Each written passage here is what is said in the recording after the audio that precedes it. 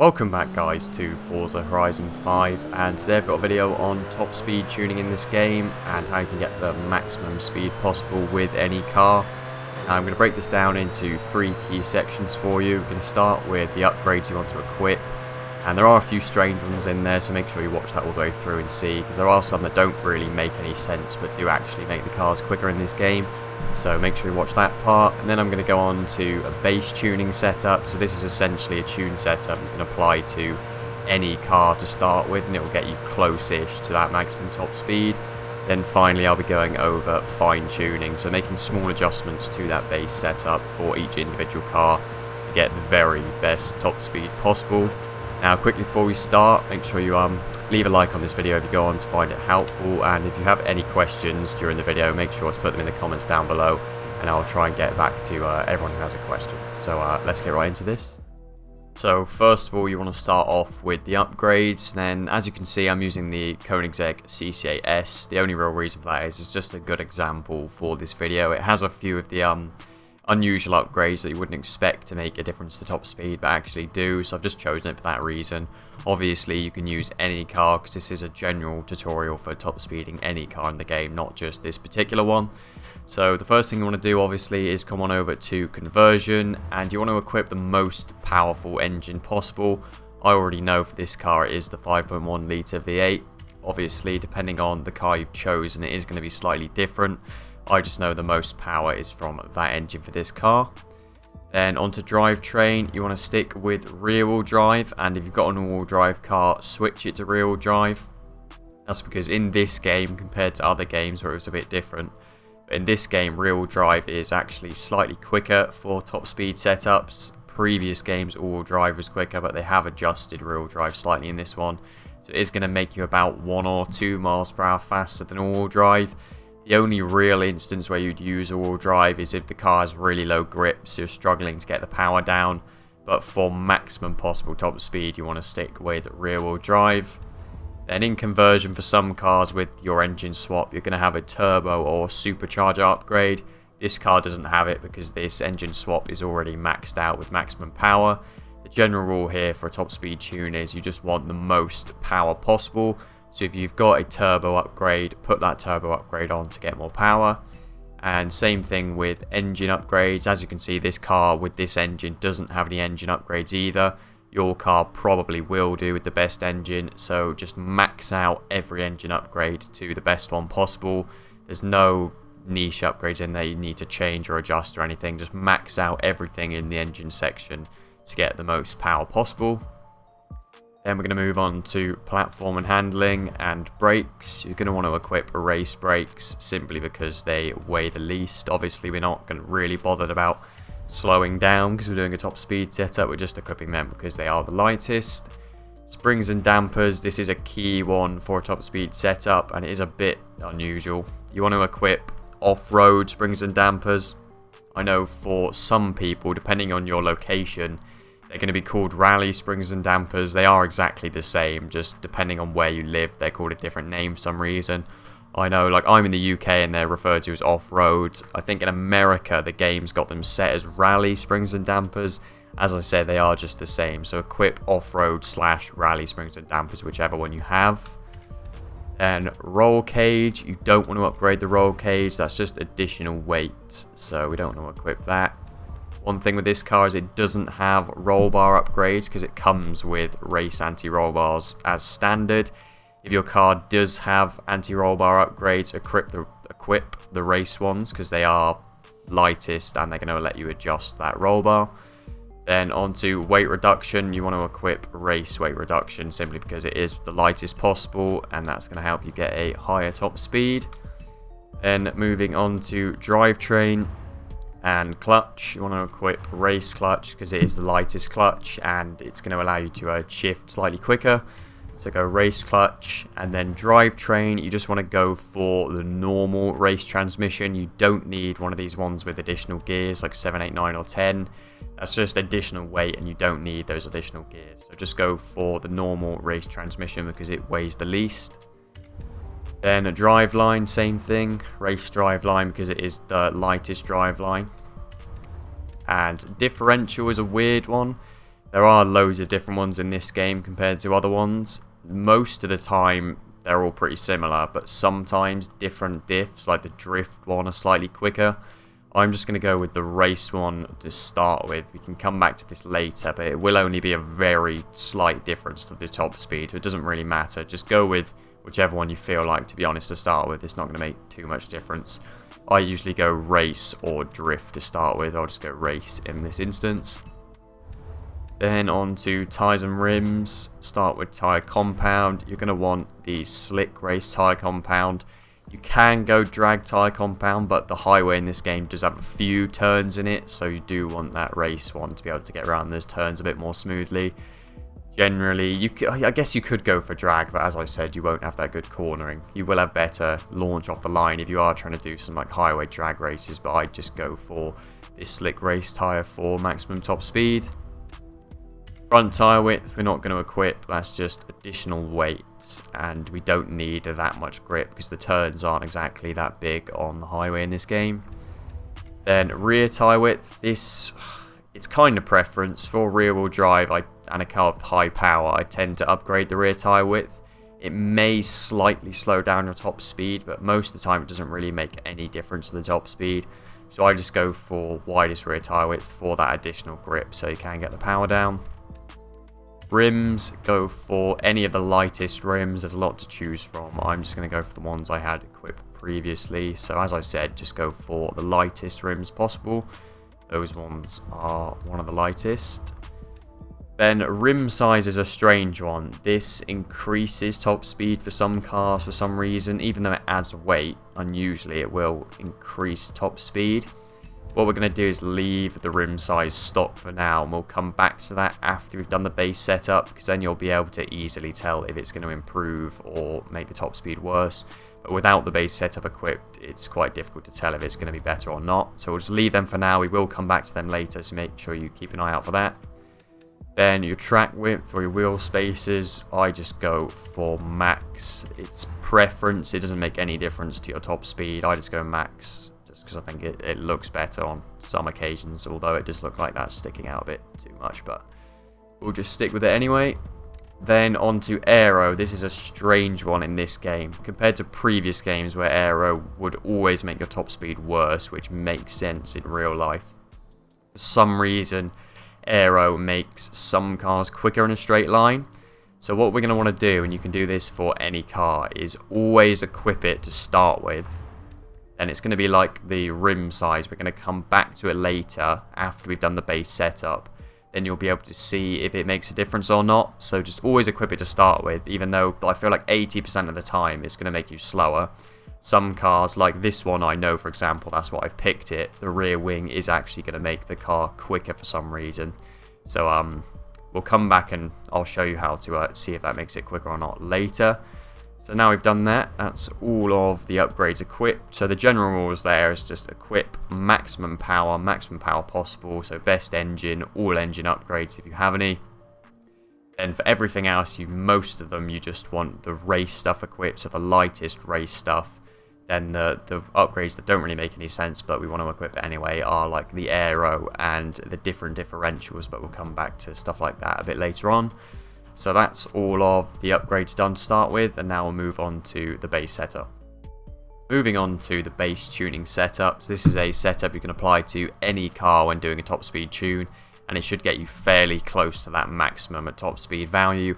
Obviously there will need to be a bit of fine tuning done afterwards, which I will show you a bit later on, but in general this base setup will get you close to that maximum top speed. So starting things off with the tyres, you just want to max tyre pressure out at 55 psi. If you're using bar, different units, I'm not sure what the value will be, but just move the slider to maximum. It doesn't really make too much difference to top speed, the tyre pressure, so you can lower the rear one sometimes. I do it as well, just to give the car a bit more traction because it is rear wheel drive. But seeing as we're going for a very maximum top speed here, we'll go 55 on front and rear tyre pressure. Then gearing, we're just going to adjust 6th gear for this base setup, so that's the maximum gear of course. And the way you want to do this for the base setup is if you look in the bottom left of the screen, you've got your 0 to 60, 0 to 100 and your top speed stats. Now, be warned, these aren't accurate in the slightest most of the time, but they can just be used as a good benchmark to see if an adjustment makes the car quicker or slower. So for 6th gear for the base setup, just move it until that top speed value is as high as possible. Now, I've already done this a bit, so I kind of know where it is roughly for this car. So we're 270.6, 0.74, there's 278.7, which I know is quickest with the current setup. So that's what all you want to do, just move that 6th gear until that value is the highest miles per hour or kilometers an hour if you're using that possible. Then we'll leave the rest of the gears for now. They're not that important, obviously. We can adjust them later in the fine tuning. Then onto alignment. This is preference really, although you're not, well, you're going mainly in a straight line down the highway. There are a few turns. So the base setup, I go about 0.3 rear, 0.7 front. You still want a bit of camber for those slight corners.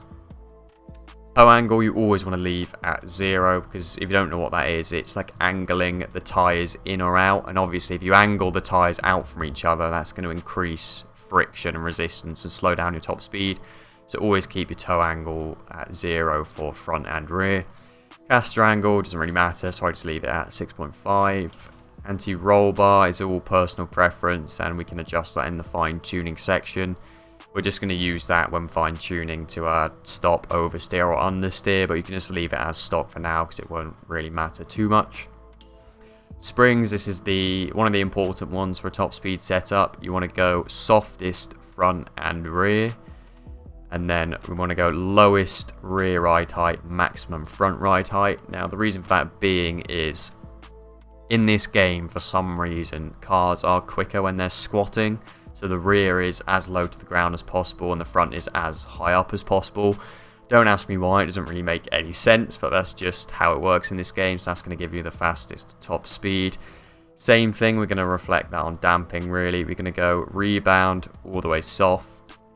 Then front bump you want max, because what bump's going to do is going to force that front suspension to stay extended, which is going to keep the front as high off the ground as possible the whole time. So that's why we go maximum front bump. Then we'll go lowest rear bump for the other reason. We want the rear as compressed as possible. The rebounds you want all the way soft, because that will make the car squat more, keep the rear lower and the front higher. Moving on to aero. Now, as you saw in the base upgrade section, we did equip aero, even though you might not need it for every car, but it's best to equip it to start with, and then we can go back and see if it makes a difference or not. So when you've got it equipped, what you want to do is just set it all the way to the lowest. Now, I know it says speed there. It's a bit confusing for new players. That doesn't mean it's going to be quicker with aero on speed all the time. No aero at all in the stock configuration is quicker than aero in full speed or lowest downforce mode a lot of the time. But they've just put that because it's basically with the current wing setup how much downforce you're producing. It's all the way to speed, the wing's making as lowest downforce as possible for that wing, all the way cornering, maximum downforce. So for top speed setups, we want that wing set and that splitter set to all the way lowest downforce or all the way speed, as it says on the screen there. So just put them all the way to the lowest.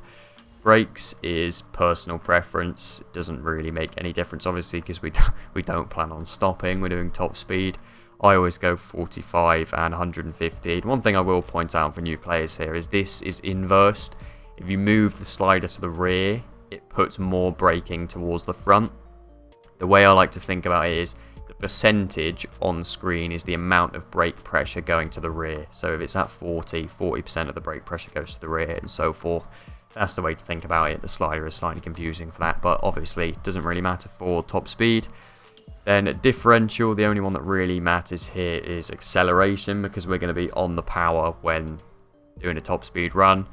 I go for about 80%, so that's going to allow a bit of speed difference between the tyres, well, between the wheels going around the corner on the highway. For those of you who don't know what a diff does, it just allows the different wheels to move at different speeds. That you need that when going around a corner, because the outside wheel is going to go further, so it needs to move a bit quicker. I put it on about 80% because that's going to allow a bit of difference in the speed of the wheels when going around those slight corners. Deceleration doesn't really make any difference because we're not slowing down on a top speed run, we're on the power. I just put it around 10 to 20%, that seems to work alright. So that's the whole base setup done, and now what we're going to do actually is back out of here, apply that base setup, and return to custom upgrades, and return to your aero. This is where we're going to be able to tell if it's quicker or not to have a splitter and a rear wing. So we go on to the splitter and we click Y and toggle, so you bring up the top speed stat in the bottom left hand corner of the screen. Just keep an eye on that top speed stat. So with the aero set to full speed, we're doing 283.4. No aero, we're getting 285.5. So for the front splitter, you just want to keep it stock with no splitter. So equip that. Now we're going to do a similar thing for the rear wing. You can see we're at 285.5 with the rear wing set to full speed. If we go back to the stock configuration, it actually drops down to 284.3, which means in game that stock rear wing is actually producing more drag and downforce than the Forza aero, even though it shouldn't, because look at the size of that Forza aero. So what we want to do there is actually keep the Forza aero on, because it is quicker, 285.5 compared to 284.4 for the stock. So keep that Forza aero on. Then we'll move over to the rim size, which we left as well on the upgrades, and it's a similar thing here. Bring up that top speed bit and have a look if it makes any difference. So 285.4 with stock, second up 285.5, and the last one 285.4, which is a bit unusual. Guess it doesn't really make any difference there, so you can just leave that as stock. Then rear, we're going to do the same thing, 285.5. Rear rim size brings it up to 285.6, so we'll equip that rear rim size. I'm going to go back and check the front, because sometimes this can be a bit inconsistent. 285.6, 285.6, 285.5, so I guess it is actually quicker to have the stock one on, which I didn't actually have before, so it was probably a bit slower than it could have been. Then differential, I said you can change, we're just going to leave it on race. The diff doesn't really make any difference. If you go back into differential here, you'll see some of them will make a slight difference, I'm guessing. 856, 856, 856, 856. Nope, looks like they're all the same on that top speed stat anyway, so we'll just leave the race differential on. So install that now with the correct aero setup, and that is the base setup done. So I'll move on to showing you guys how to fine tune that setup now to get the very best top speed possible. Now moving on to fine tuning and making some slight adjustments to get the maximum possible top speed. Now that base setup, as I said before, is pretty accurate and it's going to get you close to that top speed anyway. There are some small adjustments you can make. Now the first thing you actually want to do here is head on over to settings and advanced controls and make sure switch ana telemetry TTS is set to telemetry. Now we're going to want to use telemetry to see that we're producing maximum horsepower when we're at our top speed, because that's obviously key. We want to have the engine making as much power as possible when we're hitting that top speed, so we can get the highest top speed possible. And another thing we want to look at as well, head over to cars and change car and just check what the maximum top speed is. So as you can see for this car, the maximum power, I should say, is 1341 horsepower. So that's the value we want to be seeing when we're at top speed. So we just back out now. If you hold down on the D-pad now you've set telemetry on, it will bring up this general page. You'll see on the left of the screen we have power, and it says the amount of horsepower being produced at a given time. So what we want to do now is just do a test run of the car. And what we're aiming to see here is when we're in 6th gear, getting close to our top speed, it should say 1341 horsepower on that power section. If it doesn't, then we're going to need to adjust 6th gear. So if we're at our top speed and we've gone past the peak power, so you can see it's 1341 now, and now it's starting to drop off again. That means we want to make that 6th gear a bit longer so that we're back in that peak power. I'll explain it better when we get to the end of this test run, so you can see more clearly if it's not making much sense at the moment. As you can see, we're at 287 miles an hour there, and we're at 1337, so we've slightly gone past that peak horsepower of 1341. Car's handling is actually pretty good with these anti-roll bars as well set, so we don't really need to change them. That's 287. See, we're down to 1136 now, 289, 290. 1334 we dropped to there. Right, so as you saw there, the power when we hit our top speed of 290 was 1,334, I believe, which means we went past that peak power slightly. So go back into tuning, head on over to gearing. What we're going to want to do is make this number smaller, so make the gear slightly longer. So that means when we hit that top speed, we'll be on that peak power. So I'm going to try and move it 2 to 0.72.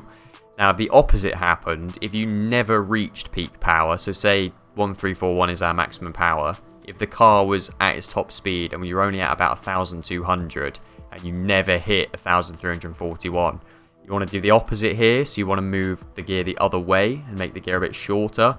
But in this instance, where we hit our peak power and then we went past it and the power started to drop off again, you want to make that 6th gear a bit longer. So we'll try 0.72. That will probably work.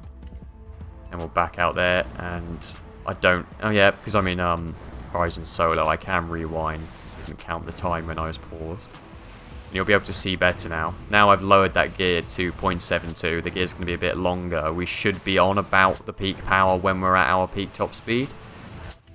Wind back here a bit. Bring up the telemetry again. As you can see there, 1,341.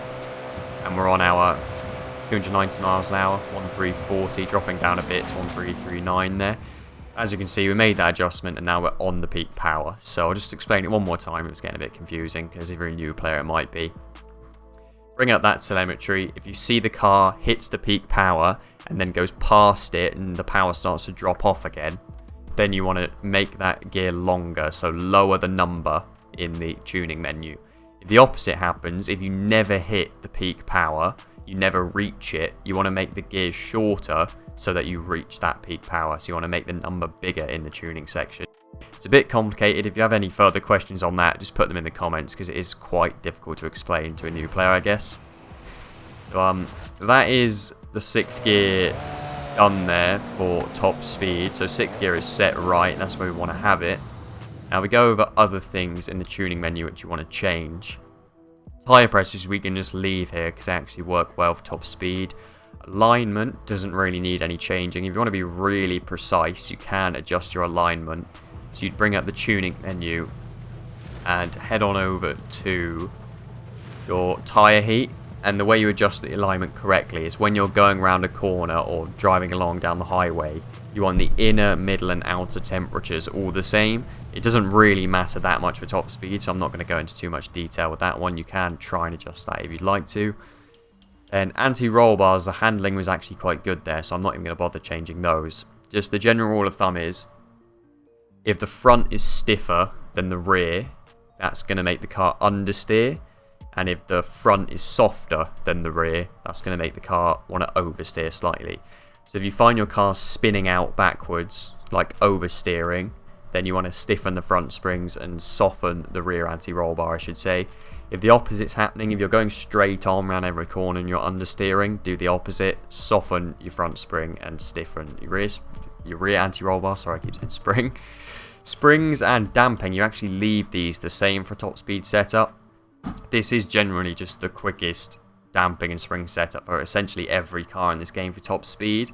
There are a few occasions where you will adjust the rear bump stiffness. Now if you find your car is not going in a straight line and you're weaving out of control, the McLaren F1 GT is a good example of this.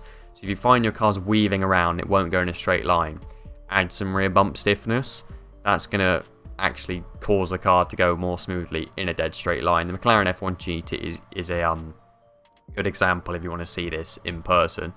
But for 95% of cars in this game, this damping and spring setup is all you need for a top speed setup, because as I was saying in the base setup section, it's going to make the front of the car as high as possible and the rear squatted as low as possible, which is the key to top speed in this game.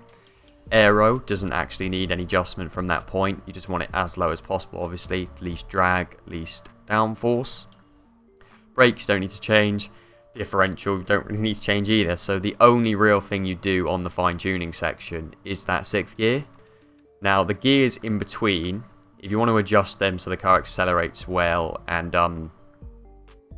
the gears are like set up properly, is quite a lot to explain now. So I'll link in the top corner of the screen now. I made a separate video. It's in a different game, but you can apply it to this game on how to properly set up all of your gears. But the key for just doing a top speed tune, the only thing you need to worry about to hit that perfect top speed, is just setting that 6th gear right, like I did just then when fine tuning it. So apart from that gearing, as I said, you don't really need to change anything else for the fine tuning, except for maybe your anti-roll bar if you're spinning out or understeering, or your damping if your car's not going in a straight line and weaving around. So it is fairly simple. You can just apply that base setup, as I was saying at the start. Not much needs to actually be changed there. So that's everything for top speed setup, really. If you have any questions, and I'm sure you do because there is quite a lot to take in there, just drop them in the comments and I'll try and get back to everyone who has a question and is a bit confused. And that's it from me. Thanks for watching. Make sure to leave a like if you enjoyed and found that helpful, and I'll see you next time.